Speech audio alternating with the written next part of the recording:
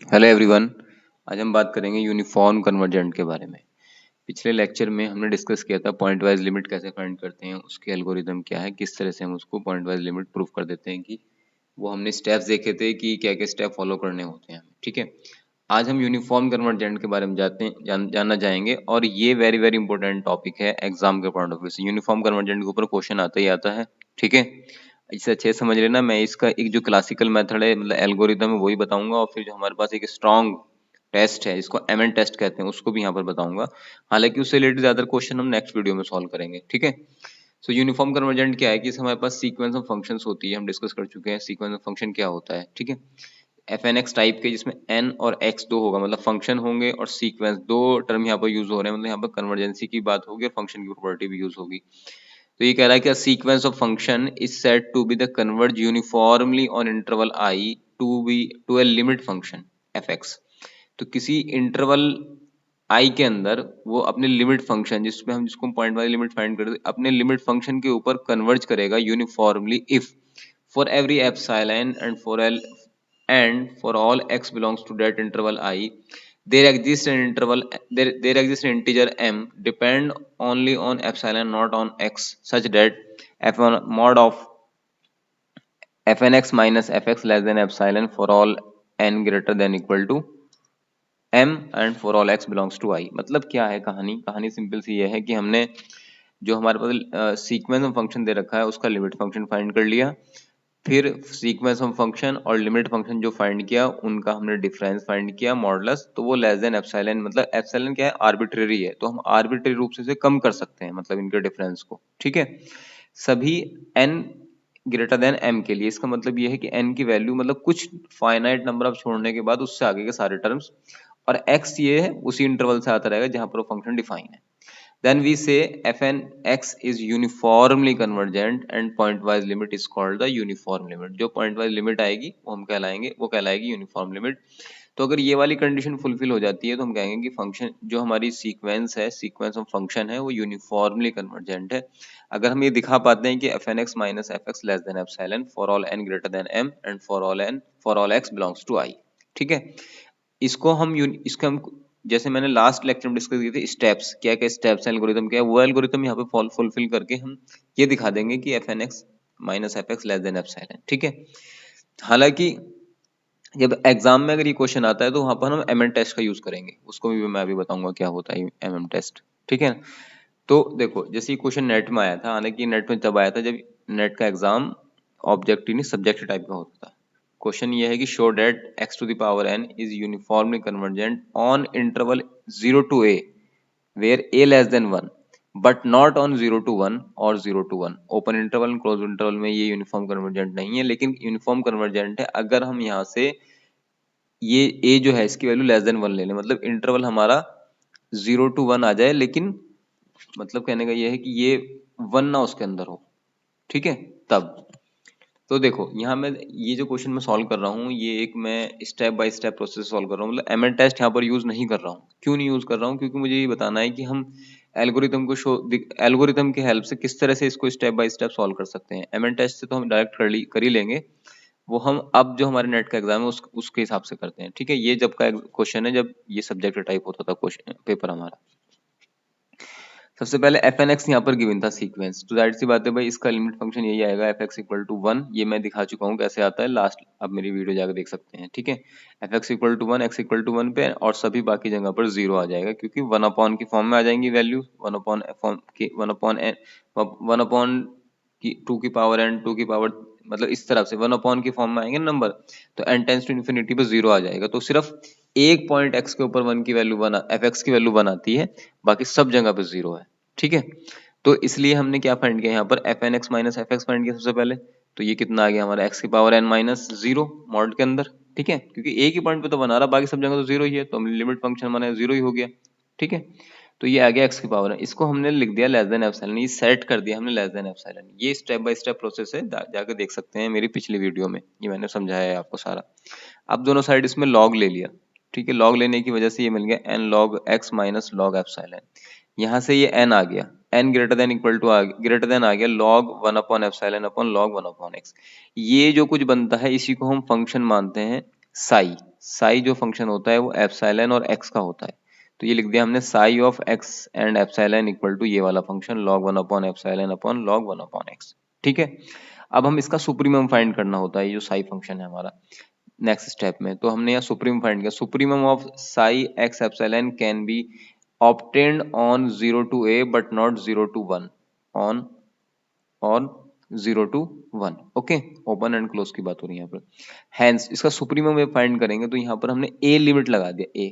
ठीक है, इसका सुप्रीमम ए से मतलब ए कोई भी नंबर है जो 1 से लेस है, 1 को हटा दिया इंटरवल के अंदर से, तो सुप्रीमम कितना आ गया इसका 1 अपॉन एप्सिलॉन 1 अपॉन ये मतलब ए। ठीक है ना बात। देखो अगर मैंने यहाँ पर सुप्रीमम वैल्यू ले रहे हैं, मतलब इसकी सुप्रीमम वैल्यू हमें ए पे मिल रही है, अगर मैं ए की जगह 1 पुट कर दूं तो log 1 हो जाएगा, और log 1 की वैल्यू कितनी होती है भाई, 0 होती है। ठीक है, तो अनडिफाइन हो जाएगा, सुप्रीमम मिलेगा ही नहीं। तो कहाँ पर ऑब्टेंड हो रहा है, वहां ऑब्टेंड हो रहा है इसका सुप्रीमम जहां पर 1 को एक्सक्लूड करके of the interval, of that interval. ठीक है, उस इंटरवल में से 1 को अगर एक्सक्लूड कर दें तो हमें सुप्रीमम मिल जाता है, हमें सुप्रीमम ही फाइंड करना होता है साई फंक्शन का, ये एल्गोरिथम के अकॉर्डिंग है। सो क्या हो गया, n ग्रेटर देन ये जो हमारा, इसका हम क्या लेते हैं, ग्रेटेस्ट पार्ट लेते हैं। ठीक है, ग्रेटेस्ट इंटीजर फाइंड करते हैं इसका log 1 upon epsilon upon log 1 upon A, मतलब जो साई फंक्शन है हमारा, यहाँ पर इसका हम क्या करेंगे, ग्रेटेस्ट वैल्यू फाइंड करेंगे, जो कि हमने m मान लिया। m depend on epsilon not on x, यहाँ पर आप देख रहे हैं x नहीं है, एप्सिलॉन पे डिपेंड कर रहा है। Hence x की power n is uniform convergent on 0 to a where a less than 1 and not UC or uniform convergent on closed interval 0 to 1 or on open interval 0 to 1। Okay, तो ये steps को follow करके हम basically ये prove कर देते हैं यहाँ पर कि हमारे पास जो ये फंक्शन गिवन है ये यूनिफॉर्म कन्वर्जेंट है। तो ध्यान रखने की बात यहाँ पर बस इतनी सी है बच्चों की, यहाँ पे हमने एमएन टेस्ट नहीं लगाया, बल्कि स्टेप बाय स्टेप को फॉलो करके और हमने ये प्रूफ किया है कि यूनिफॉर्म कन्वर्जेंट नहीं है। यहाँ पर क्या क्या स्टेप्स हैं 1 2 3 4 वो आप जाके मेरे लास्ट लेक्चर में देख सकते हैं, यहाँ पे डिस्कस करूंगा तो ये बहुत लंबी हो जाएगा। अब हम एमएन टेस्ट की बात करते हैं। देखो एमएन टेस्ट ये वेरी वेरी स्ट्रॉन्ग टेस्ट है, इसमें कुछ नहीं करना होता। अगर एमएन टेस्ट आपको याद है तो हम डायरेक्ट बता सकते हैं यूनिफॉर्म कन्वर्जेंट है या नहीं है। ठीक है, और एग्जाम के पॉइंट ऑफ व्यू से भी वेरी वेरी इंपॉर्टेंट है। सो ये क्या कहता है कि let f N x be a sequence of function on interval I and f x be its limit function. F x उसका लिमिट फंक्शन है, तो पहले हमें सीक्वेंस ऑफ फंक्शन गिवन होगा, हम उसका लिमिट फंक्शन फाइंड कर लेंगे। ठीक है, दैट इज जो फंक्शन यहाँ पर एफ एन एक्स दे रखा है ना, उसमें limit and tends to infinity करने के बाद जो हमारे पास एफ एक्स आ जाएगा, ये लिमिट फंक्शन है। उसके बाद एम एन क्या होता है, बेसिकली हम एम एन फाइंड, ये होता है supremum of F N x minus F X on that interval I, जिसमें वो डिफाइन है, यहाँ पर डिफाइन है ना, इसी इंटरवल के अंदर x की वैल्यू यहीं से आती रहेंगी, और इसके अंदर इसका f N x minus F x का सुप्रीमम ले लेंगे, वो सुप्रीमम ही हमारा एम एन कहलाएगा। सुप्रीमम आने के बाद हम उसके limit n tend to infinity करेंगे, बेसिकली ये फंक्शन ऑफ एन हो जाएगा यहाँ पर, ये एम एन जो आएगा ना, ये फंक्शन ऑफ एन हो जाएगा। इसके बाद क्या करेंगे, लिमिट फाइंड करेंगे एंड टेंड टू इन्फिनिटी पे, अगर ये जीरो आता है ठीक है तो कन्वर्जेंट, और जीरो नहीं आता है तो कन्वर्जेंट नहीं होगा फिर। Okay, then sequence F N X is uniformly convergent if and only if. देखो इफ एंड ओनली इफ की कंडीशन मतलब नेसेसरी एंड सफिशिएंट कंडीशन, दोनों साइड से ट्रू है, वन साइडेड भी ट्रू है, अपोजिट साइड भी ट्रू है। मतलब limit and tends to infinity of M N zero आ रहा है तो यूनिफॉर्म कन्वर्जेंट होगा, और यूनिफॉर्म कन्वर्जेंट होगा तो उस जो फंक्शन हमारा एम एन है उसकी लिमिट जीरो आएगी, मतलब बोथ साइडेड ये ट्रू है। ठीक है, ये बोथ साइडेड ट्रू है, ऊपर लाइन खींच गई इसकी, कोई बात नहीं। तो ये कह रहा है कि limit then the sequence of function f N x uniformly convergent if and only if limit and tends to infinity m n equal to zero. Okay, बस इतना फाइंड करना है। मैंने लिख दिया नोट में, this test is very strong because it has necessary and sufficient condition, both side true है। इसके ऊपर एक क्वेश्चन देखते हैं एंड देन फिर हम आगे मूव करते हैं। ये अच्छा, एक मैंने यहाँ नोट में लिख दिया, if limit n tend to infinity m n not equal to zero then the sequence of function is not UC और यूनिफॉर्म कन्वर्जेंट। ठीक है, वही एग्जांपल हमने ले लिया जो हमने स्टेप बाय स्टेप एल्गोरिथम में सॉल्व किया था, उसको हम अब एम एन टेस्ट से देखते हैं। ये आ गया हमारा एफ एन एक्स की वैल्यू एक्स की पावर एन, और एक्स को बिलोंग करा दिया 0 to 1 में। एम एन फाइंड किया, एम एन क्या हो जाएगा, सुप्रीमम ऑफ एक्स की पावर एन माइनस जीरो, मतलब इसका लिमिट फंक्शन पहले फाइंड करेंगे ना, जो भी हमने लास्ट अभी देखा इसी में, इसमें जो हमने देखा ना स्टेप बाय स्टेप वाले में, तो लिमिट फंक्शन वहां जीरो आ रहा है, लिमिट फंक्शन फाइंड कर लिया, तो एक्स की पावर एन माइनस जीरो, तो ये आ गया सुप्रीमम फाइंड करना है एक्स की पावर एन का, ये आएगा 1। 1 आएगा कहाँ पर, 1 पे 1 आएगा। ठीक है, ये यहाँ पर 1 आएगा। ठीक है, यहाँ पर ये आएगा 1, 1 पे जब ये 1 की तरफ टेंड कर रहा है तो सुप्रीमम इसका आ जाएगा 1। सुप्रीमम 1 आ गया, मतलब mn की वैल्यू कितनी आ गई यहाँ से, सीधी सी बात है mn बराबर कितना आ गया यहाँ से 1, क्योंकि इसका सुप्रीमम 1 आ गया।